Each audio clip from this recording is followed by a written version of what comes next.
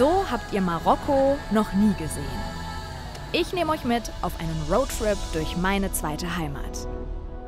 Mit Kamerafrau Tanja geht's durch wuselige Städte und kleine Dörfer, ans Meer, das Lustigste, was ich jemals im Wasser gemacht habe, in die Sahara, ins Unwetter. Wir haben uns gerade gesagt, das Wasser kommt, irgendein Fluss kommt und wir müssen jetzt ganz, ganz schnell fahren.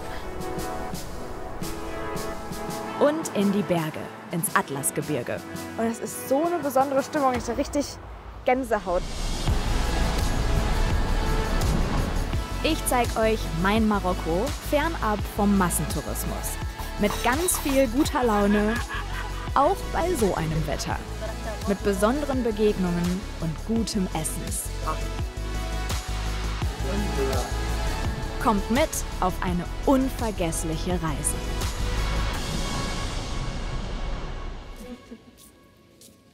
Ich bin Mona und ich zeige euch jetzt mein Marokko. Wir starten im Norden, wir sind hier in Fez, hier ist mein Vater geboren, hier wohnen noch Teile meiner Familie. Das heißt, die Medina, die berühmte Altstadt von Fez, die kenne ich schon mein Leben lang. Und da nehme ich euch jetzt mit rein und sage Marhaba, willkommen zu Travel Like a Local. Am Eingangstor Bab Boujeloud startet unsere Tour. Die Medina von Fez ist die älteste und größte Altstadt des Landes und seit Anfang der 80er Jahre UNESCO-Weltkulturerbe. Eine Touristenattraktion, aber auch Wohnort von rund 100.000 Menschen. Ein Ort in der Medina hat ganz persönlich mit mir zu tun. Ja, hier ist es. In diesem Haus hier liegen quasi meine Wurzeln, genauer gesagt hinter diesem Fenster da. Da ist mein Vater geboren. Ich kann mir das selber gar nicht vorstellen, immer wenn ich hier bin. Aber ich spüre so eine richtige Verbundenheit mit diesem Haus, obwohl ich nie drin war. Und weiß einfach, da ist er die ersten 5, 6 Jahre seines Lebens aufgewachsen. Wahnsinn. Mitten in der Medina.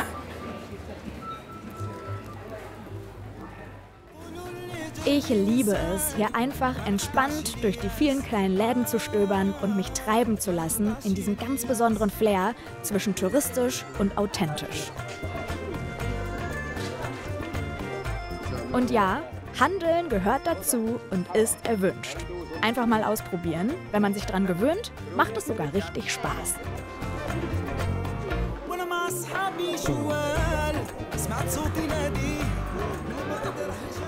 Das hier bedeutet übrigens, der Laden ist geschlossen. Dann wird hier einfach so eine Stange vorgelegt und dann geht da keiner rein. Mit ihren über 9000 Gassen ist die Medina ein echtes Labyrinth. So verwinkelt, dass sich auch Locals mal verlaufen. Sackgasse. Zum Glück ist mein nächstes Ziel so auffällig, dass man es kaum verfehlen kann. Das ist tatsächlich hier mit meine Lieblingsgasse in der Medina, weil die einfach voller Kunst ist und mega bunt, wie man sieht.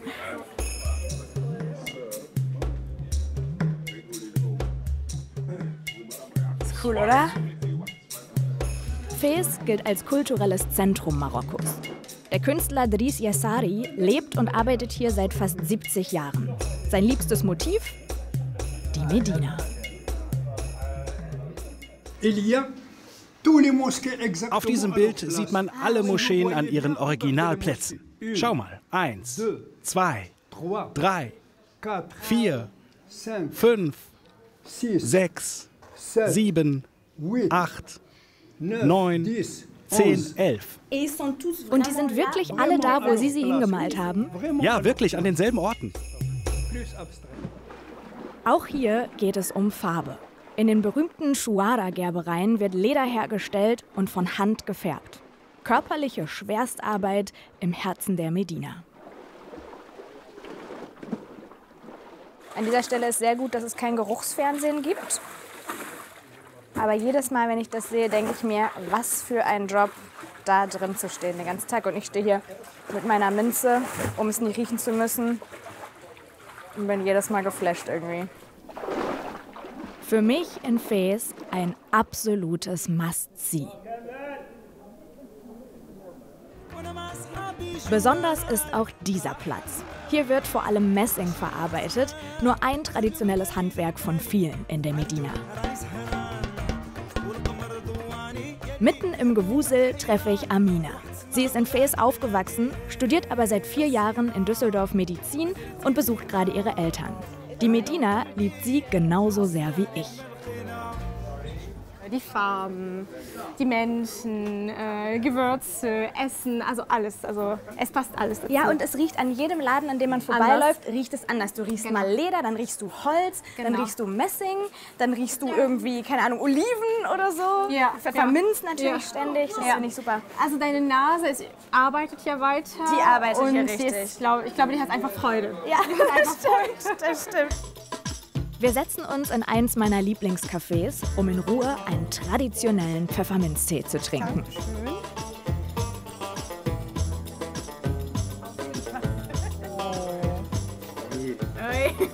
Merci, Schokolade. So, dann Würde ich mal sagen. the Moroccan way, oder? Let's see. Wer kommt höher?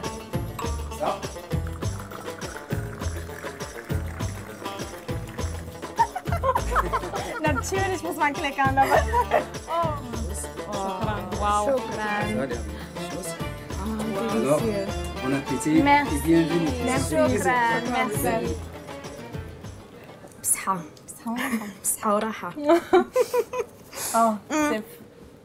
Wenn du jetzt wiederkommst, so, hast du so richtig das Gefühl, boah, das ist jetzt zu Hause hier, oder wie würdest du das beschreiben, auch im Vergleich zu Deutschland? Also jedes Mal, wie ich komme, natürlich kann man mir trennen. Wenn du einfach raus aus dem Flugzeug bist, da spürst du, dass einfach die Luft anders ist. Du atmest einfach ein und du sagst, nee, es schmeckt anders. Es ist einfach irgendwie anders. Und dann kommen die ganzen Erinnerungen natürlich, Kindheit und als Jugendliche. Und also es ist immer und bleibt immer zu Hause. Jetzt bist du ja gegangen, ne, Ja. zum Studieren nach Deutschland, machst da eben Medizin. Das machen viele junge Menschen, mein Vater hat das auch genauso gemacht. Würdest du sagen, die Bildungschancen, die junge Menschen in Marokko haben, reichen nicht? Also hier, wir haben auch wirklich gute Schulen hier, gute Unis, aber wir sind leider noch nicht weit weg, dass wir sagen, wir haben jetzt gar keine Korruption mehr. Es ist jeder darf die gleichen Chancen haben wie jeder andere. Egal, ob du ein Mädchen oder ein Junge bist, egal, ob du reich oder ganz normal, Medium Class bist. Und ich habe wirklich auch das Gefühl, dass sich viel verändert. Also dass es auch so eine Frauenbewegung gibt in Marokko, die natürlich die Stellung der Frau auch nochmal auf eine modernere Art nach vorne bringt. Beobachtest du das auch? Ja, also, also die Frauen sind stärker geworden. Die haben auch eine Stimme. Das sagt und das merkst du auch überall, dass hier Frauen auch arbeiten, auch sogar ein Geschäft oder ein Restaurant haben, dass die einfach überall greifen und dass die auch mutiger geworden sind und mit Social Media und man liest ja auch viel, man sieht ja auch viel, man kriegt ja auch viel Inspiration und man wird einfach mutiger und das finde ich ja toll. Also ich bin stolz auf jede marokkanische Frau, die eine Stimme hat und die einfach sagt, ja, ich bin hier, man kann mich sehen, ich habe auch eine Stimme und das ist wirklich top. Ich lieb's. Cheers to that. Cheers. Lecker. Super. Schöner kann der erste Tag unserer Reise nicht enden. Der nächste Morgen.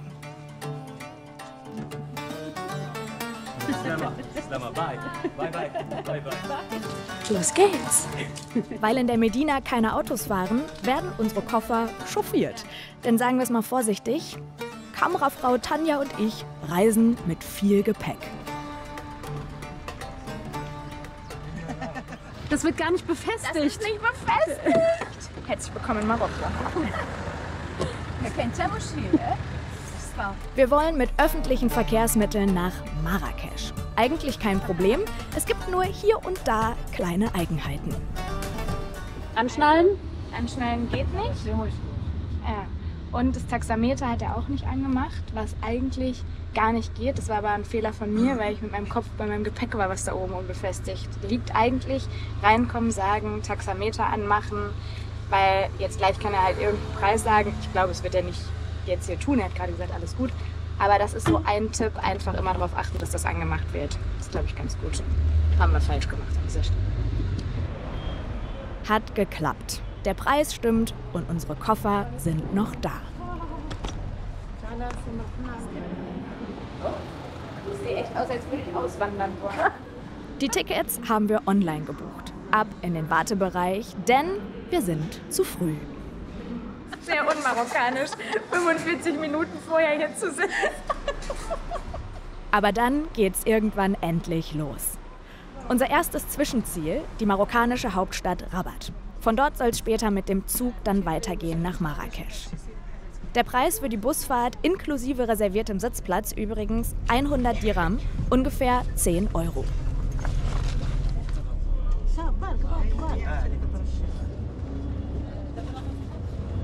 Tschüss, Phil.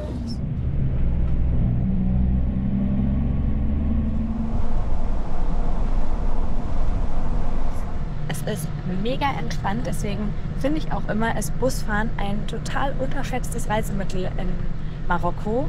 Es ist günstig, es ist bequem, man kann schön Landschaft gucken und man travelt wirklich like a local, kann man nicht anders sagen. Fühlt sich irgendwie cool an. Nach ungefähr 2 Stunden am Horizont Rabat. Hier müssen wir schnell zum Hauptbahnhof, der allerdings gerade umgebaut wird.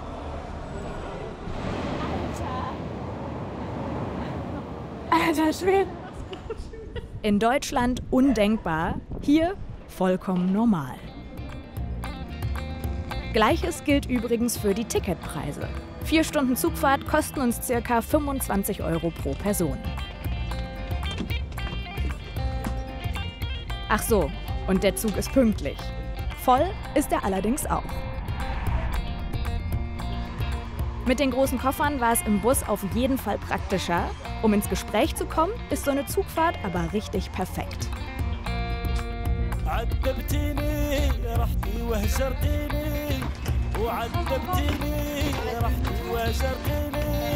In Marrakesch können wir es kaum erwarten, endlich in unser Hotel zu kommen.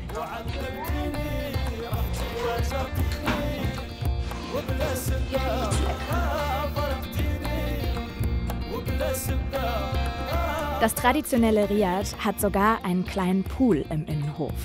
Hier lassen wir heute Abend einfach mal die Seele und die Füße baumeln.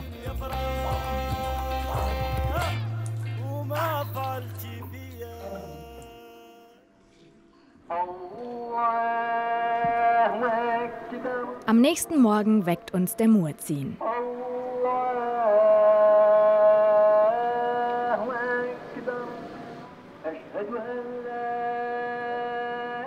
Wir haben heute viel vor und wollen den Tag in Marrakesch so richtig ausnutzen. Also, wenn die Stadt dann mal in Schwung kommt. Noch sind alle etwas träge.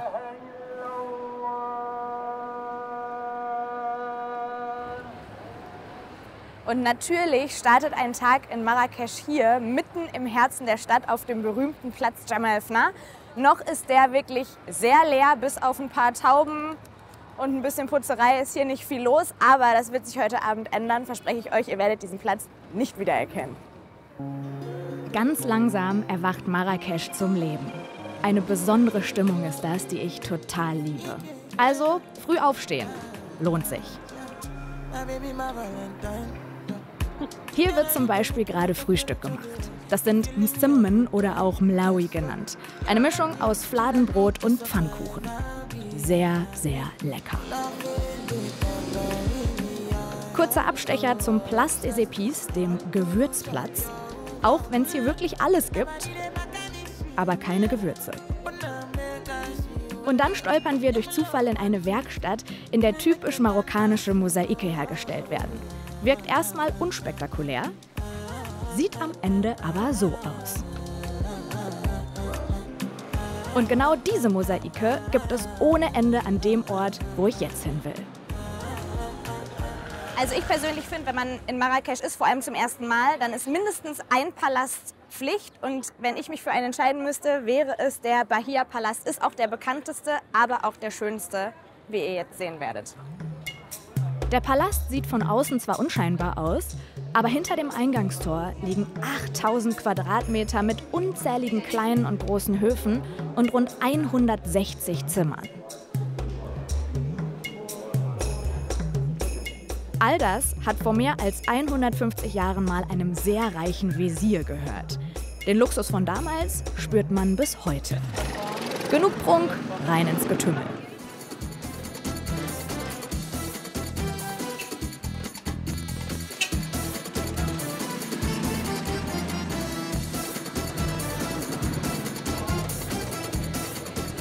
Schön. Die Medina von Marrakesch ist durch die vielen Mopeds deutlich wuseliger als die in Fez. An einigen Ecken ist es außerdem so touristisch, dass ich kurz den Local in mir vergesse und ein Souvenir mitnehme. Zeit, ein bisschen durchzuatmen. Während die Massen auf der Suche nach einer grünen Oase in Marrakesch den berühmten Jardin Majorelle stürmen, empfehle ich den Jardin Secret. Ein nicht wirklich geheimer, aber ruhiger Garten mitten in der Medina. In dem kleinen Park wachsen Pflanzen aus allen 5 Kontinenten. Er ist aufgeteilt in einen islamischen und einen exotischen Garten.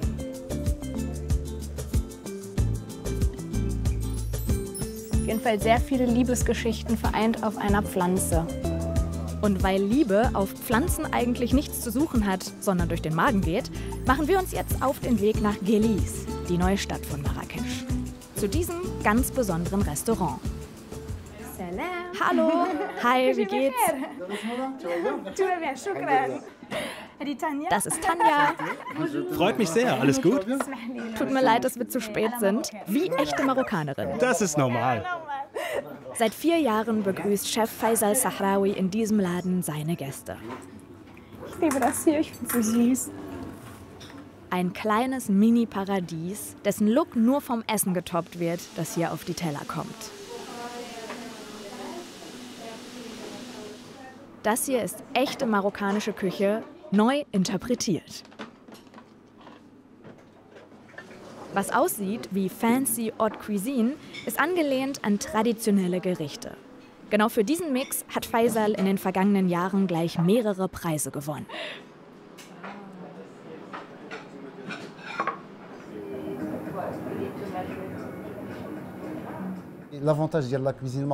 Die Besonderheit der marokkanischen Küche ist ihre Vielfalt. Wenn du in den Norden fährst und dort isst, ist das nicht dasselbe wie hier in Marrakesch. Jede Region hat ihr kulinarisches Erbe. Unser Essen als Ganzes ist eine Säule der marokkanischen Kultur. Und wir Köche, wir haben alles von unseren Müttern gelernt. Das ist im Blut. Im Blut, genau. Eigentlich ist der Beruf des Kochs hier ein Männerberuf. Aber die allermeisten marokkanischen Köche haben alles von ihren Müttern gelernt. Das hier ist Faisals Version von gekochten Tomaten mit Eiern. In Marokko bekannt als Beido Matesha. Ein simples Alltagsgericht. Eigentlich. Guten Appetit. Also auf Arabisch. Sha. Alles hier schmeckt unfassbar gut und sieht aus wie Sterneküche. Die Gerichte kosten gerade mal 10 bis 15 Euro, also mein Restauranttipp in Marrakesch. Draußen ist es mittlerweile Abend geworden. Mit vollen Bäuchen und müden Beinen zieht es uns wieder ins Zentrum der Stadt. So, und hier endet der Tag, jetzt wo er begonnen hat. Ich habe es euch gesagt, es ist jetzt 21 Uhr. Dieser Platz ist ein völlig anderer als heute Morgen. Es ist wahnsinnig voll, es riecht die ganze Zeit nach Essen. Überall ist der Qualm der Garküchen. Aber es ist einfach so ein cooles Lebensgefühl. Ich liebe das. Ich könnte hier einfach stundenlang einfach nur rübergehen und mir alles angucken. Und das mache ich jetzt auch.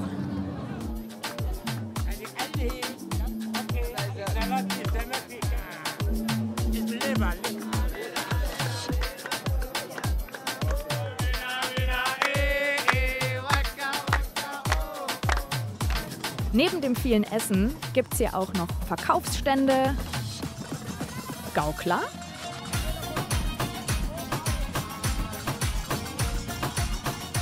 Geschichtenerzähler, Glücksspiele und verschiedenste Musikgruppen. Mittlerweile ist es fast 23 Uhr. Unvorstellbar, dass es hier in wenigen Stunden wieder so aussieht. Alles auf Anfang in Marrakesch und auf uns wartet das nächste Kapitel der Reise. Ah, Mona! Liebe Mona Ellen! Je suis très content de rencontrer. Ich freue mich schon, ja. Darf ich vorstellen, das ist Bobo, ein Freund meiner Familie. Wir kennen uns schon seit über 15 Jahren. Die Koffer soll da reingehen. Allah, oh, das ist schwer, Mona. Was hast du hier drin? Steine oder was? Minimalistisch Reise. Ich weiß nicht, was du meinst. Ja. Allez, c'est bon. C'est bon? Seit fast 30 Jahren fährt Bobo als Tourguide Menschen aus aller Welt durch Marokko und hat so Deutsch gelernt. Auch ich bin mit ihm schon so einige Kilometer gefahren und ungefähr 1500 kommen in den nächsten Tagen dazu.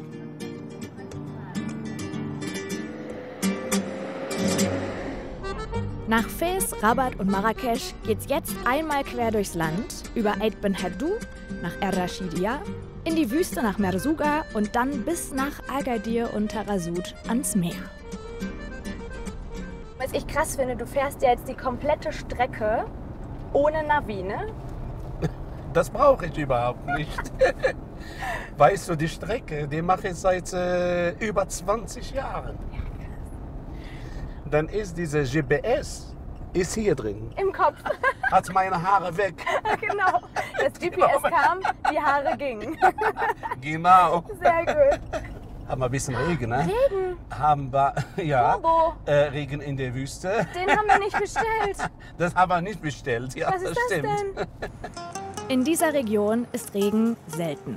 Deshalb kann der Boden das Wasser nicht richtig aufnehmen und das führt im Zweifel zu Stau.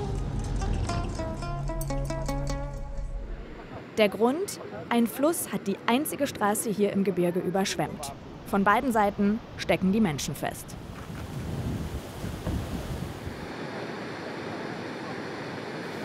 Und es kann noch Stunden dauern, meint Bobo. Weiß ich nicht, hoffe. Ich muss doch ein bisschen warten. Da haben wir jetzt keine Lösung für. Und es ist ehrlich gesagt das kleinste Problem gerade. Naja, noch. noch. Außerdem wird es langsam immer kälter und der Regen heftiger. Kamerasicherung, ja.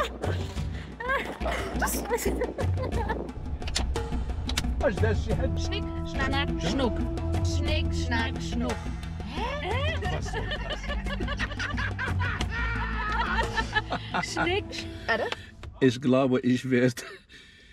Alle rennen zurück jetzt, Wir gell? fahren, ja. Warte. Nein, vielleicht können wir noch fahren. Ja, wir fahren.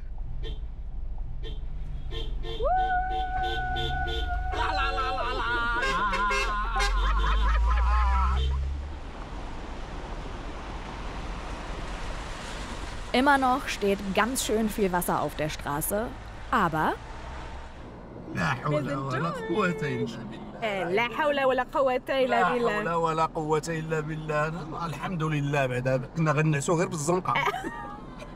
das übersetze ich mal frei mit den Worten ein Glück, weiter geht's. Und zwar nach Aït Ben Haddou. Das empfängt uns nach dieser aufregenden Fahrt in einer wundervollen Abendstimmung. Aït Ben Haddou ist auch bekannt als Hollywood Marokkos. Und allein der Weg rein ist schon ein Erlebnis.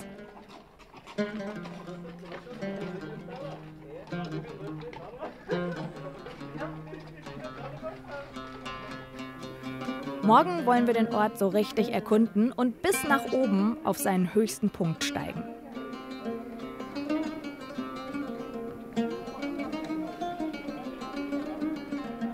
Aber heute Abend genießen wir erstmal nur noch diesen wirklich sensationellen Ausblick.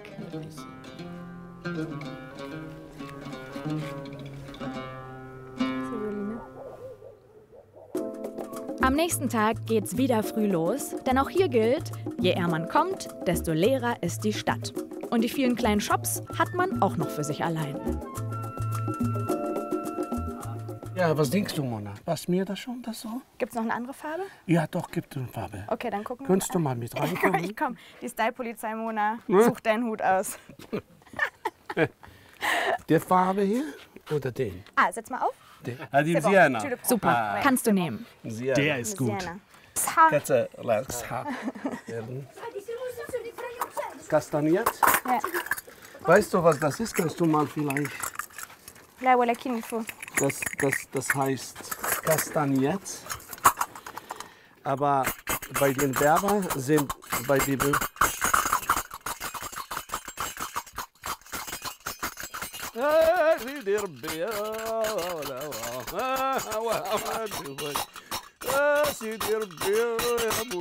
Gut.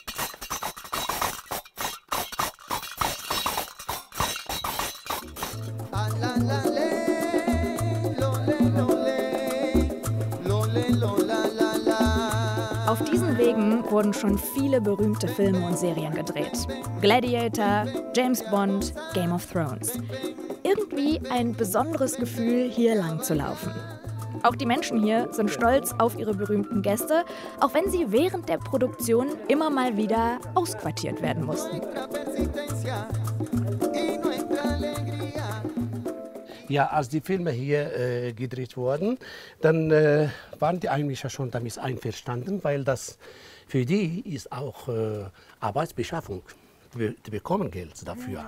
Und sind einige davon auch mitgespielt.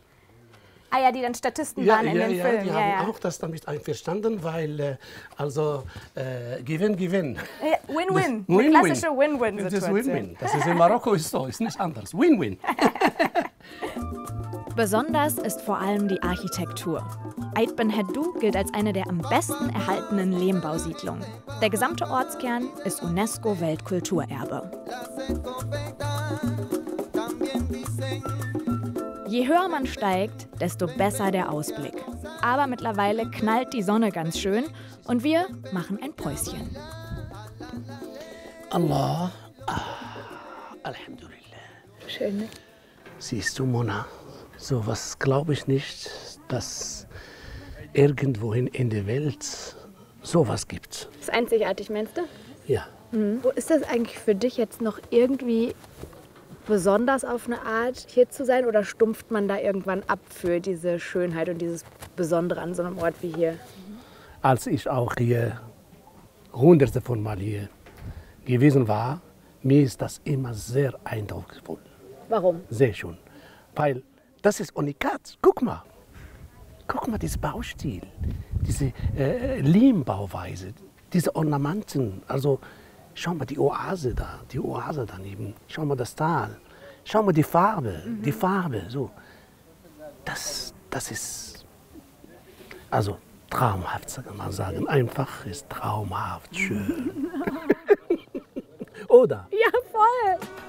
Noch schöner als diese Worte ist eigentlich nur der Ausblick vom höchsten Punkt der Stadt.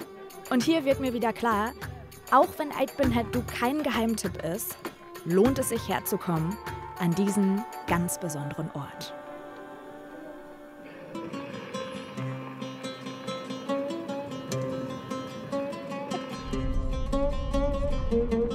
Wir haben heute noch viel vor und hoffen, dass das Wetter hält. Durch die berühmte Todra-Schlucht geht es Richtung Er-Rashidiya, denn wir sind verabredet. An einem Ort, den ich von meiner letzten Marokko-Reise kenne. Erst vor wenigen Monaten habe ich in dieser Kasbah übernachtet, bei Ali.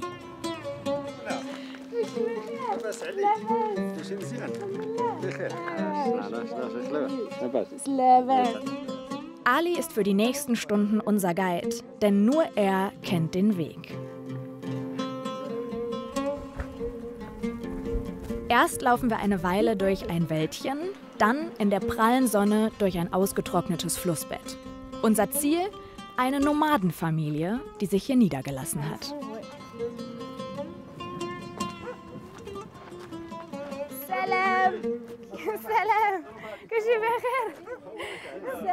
Ich bin nicht zum ersten Mal hier, deshalb kennt mich die Familie schon und ich kenne sie, die 25-jährige Zeynep und ihre Eltern. Seit einigen Monaten leben sie hier, zusammen mit Zeyneps Schwester und ihrem Mann, die gerade nicht da sind. Dieses Zelt ist ihr Zuhause. Schlafzimmer, Küche, Wohnzimmer. Alles, was sie besitzen, passt auf wenige Quadratmeter.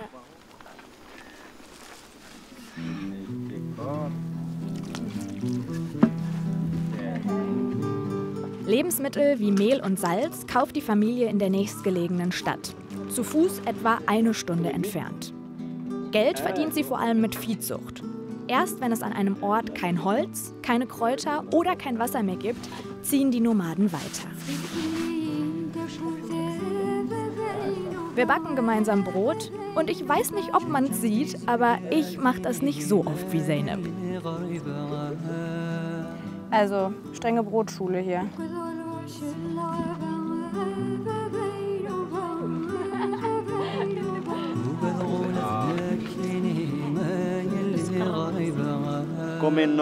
Wie eine Nomadin. Mona Nomad. Zeynep und ihre Eltern bezeichnen sich als Immersichen. Das Wort Berber nutzen sie nicht, weil es von Barbaren abstammt. Immersichen bedeutet freie Menschen.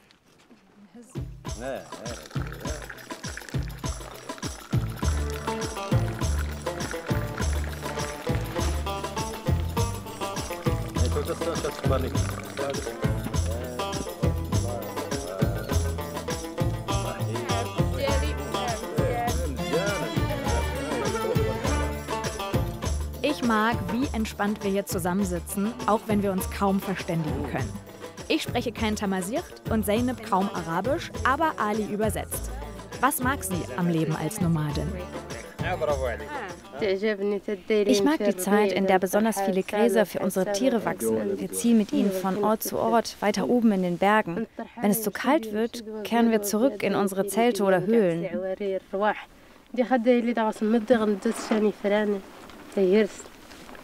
Und was fehlt dir am meisten? Wir sind weit weg von Krankenhäusern und Schulen. Wir können nicht lesen und schreiben, sprechen keine andere Sprache. Wir haben wenig Kontakt zu anderen Menschen und wenn man hier krank wird, gibt es keinen Arzt.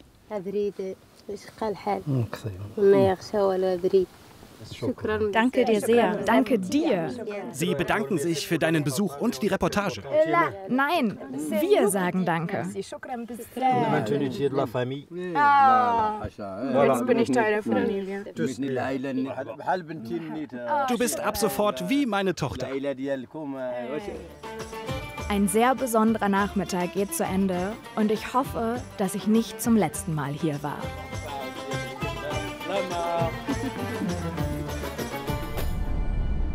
Zurück in Bobos Auto regnet es wieder.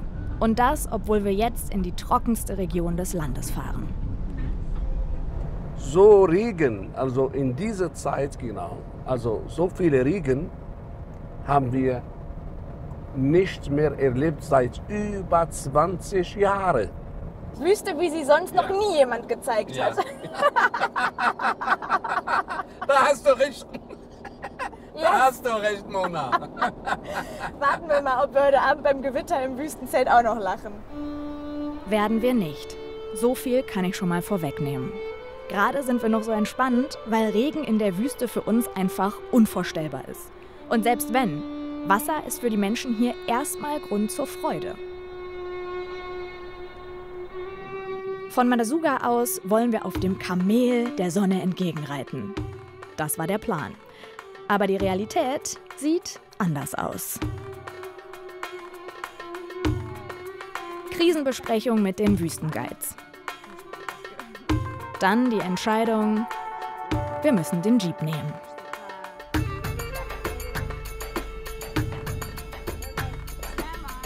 Keine Kamele, aber auch im Geländewagen ist es ein wilder Ritt.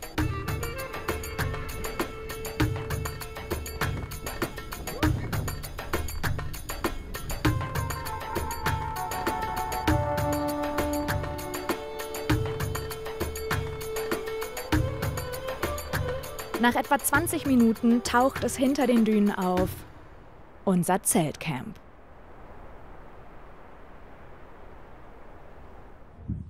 Herzlich willkommen in meinem Sahara-Wüstenzelt. Treten Sie ein zur offiziellen Roomtour. Die beginnt in meiner kleinen niedrigen Sitzecke hier. Dann haben wir hier das Bett.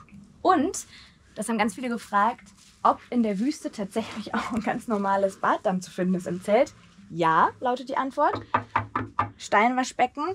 Hier fließt ganz normales Wasser. Wir haben eine simple, aber okaye Toilette auf der einen Seite und eine simple, aber okaye Dusche auf der anderen Seite. Ja, und das war's. Dann wird es Abend im Camp. Das ist die Ruhe vor dem Sturm.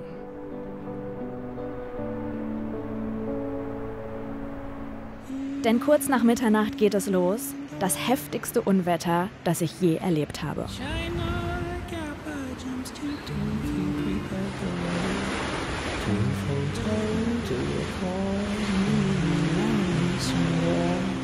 Hätte ich das gewusst, wäre ich nicht hergekommen.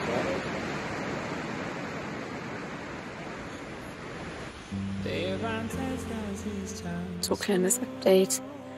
Es ist 4:30 Uhr. Ich habe, glaube ich, 2 Stunden in Summe geschlafen heute Nacht. Ich habe keine Ahnung, wie es da draußen aussieht, ob alles überschwemmt ist, nachdem da in den letzten 6 Stunden gefühlt 1000 Liter Regen runtergekommen sind.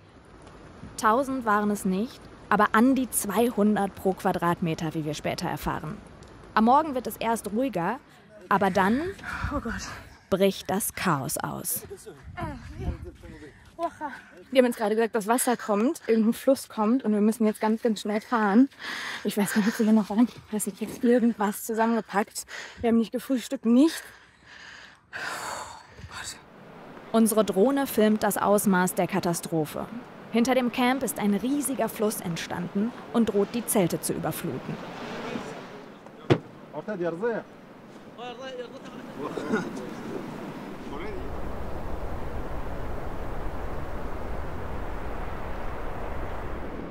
Wir sollen in die Geländewagen, müssen raus aus dem Überschwemmungsgebiet.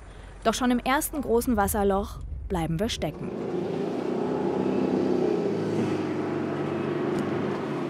Im Wagen erfahren wir, es gibt kaum mehr Wege raus aus der Wüste. Der Fluss umschließt Marzuga.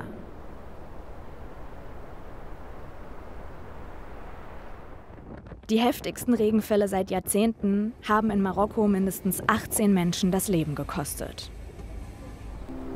I've been watching you for some time. Noch nie habe ich die Folgen der Klimakrise so hautnah erlebt. Noch nie war ich so erleichtert, einen Ort verlassen zu können. Auch wenn die Fahrt an diesem Tag lang und schwierig wird. I'm scared.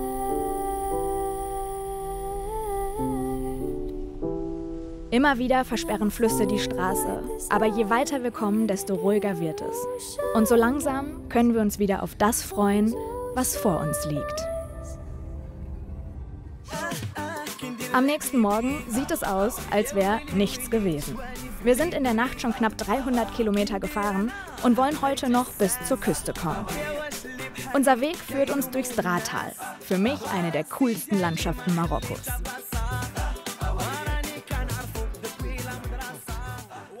Wobei ich glaube, richtig viele Menschen fragen sich, wie sicher Marokko ist. Auch vielleicht, wenn sie mich jetzt hier sehen, dass ich mit dir reise. Aber das ist vielleicht nochmal wichtig einzuordnen, dass man ja einfach auch sagen kann, hey, ich nehme mir einen Mietwagen, ich fahre durchs Land. Das ist kein Risiko oder zumindest nicht mehr als in anderen Ländern auch. Oder wie würdest du das einschätzen? Als Marokkaner, sage als Reiseleiter oder Fremdenführer seit knapp 30 Jahren, dass alle Touristen, die ich getroffen habe, auch unterwegs alleine, auch in Marokko, haben gesagt, wir haben das nicht gewusst, dass ein tolles Volk, ein sehr hilfsbereites Volk, als schönes Land und wo sicher ist. Das ist, glaube ich, auch was man ganz schnell erlebt, wenn man herreist, auch zum ersten Mal. Diese Hilfsbereitschaft, diese Gastfreundschaft, kommt zu mir nach Hause, trinkt bei mir einen Tee, hier essen, übernachte bei mir, hier ist mein Sofa, ich schlafe auf dem Boden, du kannst in mein Bett, so ungefähr. Ne? Ja. Das ist schon bemerkenswert, finde ich. Ja, Hauptsache ist ein Land, wo Fremde reisen können. Und willkommen und willkommen. Was will man noch? Essen ist lecker. كل شيء مزيان. كل شيء بخير. كل شيء بخير. الحمد لله. الحمد لله. الحمد لله. يلا. يا منى. Zieh deine Schuhe an. Danke, حشك. Ich glaube, du bist die erste Person, mit der ich ein Interview gemacht habe, die erstmal vorher die Schuhe ausgezogen hat. Wie schön, dass wir heute wieder lachen können. Und ohne weitere Zwischenfälle kommen wir am Nachmittag in Agadir an. Eine Stadt, mit der ich viel verbinde. Denn hier habe ich mit 16 ein Jahr lang gelebt und heute möchte ich zum ersten Mal wieder meine alte Schule besuchen.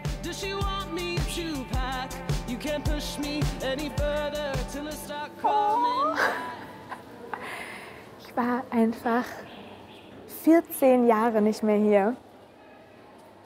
Wahnsinn, guck mal, back to school bin ich heute auch quasi auf dem Pausenhof meiner alten Schule hier in Agadir. Wahnsinn.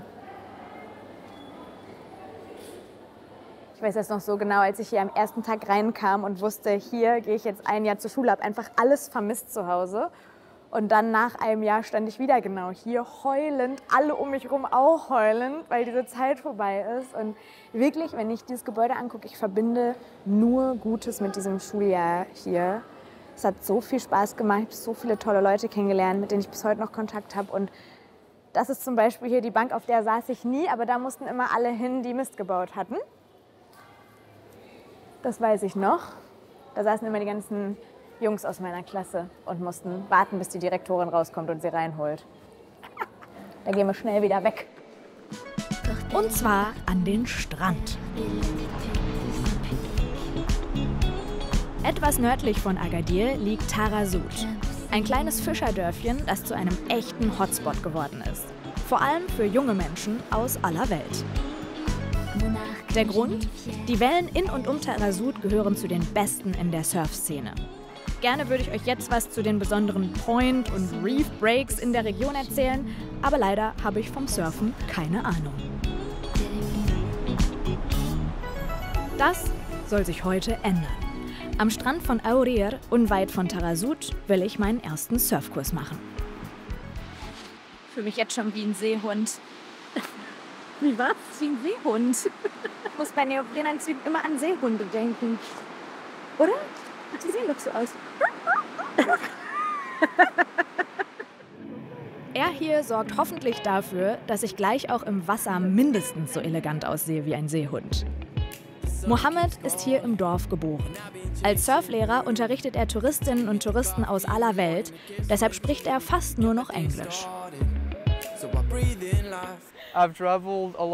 Ich habe die Küste hier in Marokko bereist und war überall mal surfen.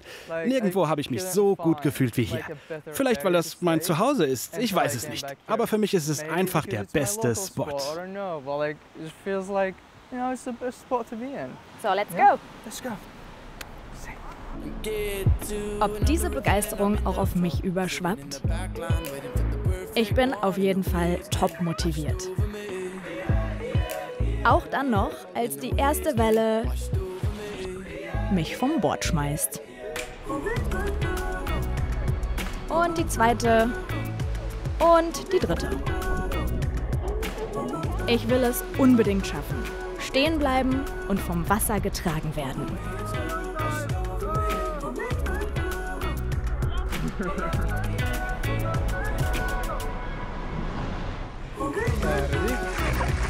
Und dann plötzlich habe ich den Dreh raus. Was für ein cooles Gefühl.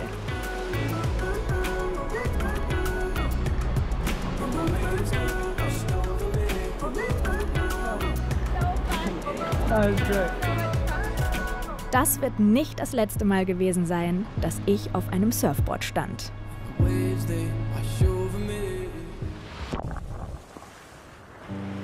Und dann bricht er an, unser letzter Abend. Ich fühle das, was ich immer fühle, wenn ich von hier weg muss. Wehmut, aber auch eine tiefe Dankbarkeit dafür, dass ich mit diesem Land verbunden bin. Auch nach so vielen Jahren nimmt Marokko mich jedes Mal aufs Neue für sich ein. Hoffentlich wird es auch euch nicht so schnell wieder loslassen. موجودان معاه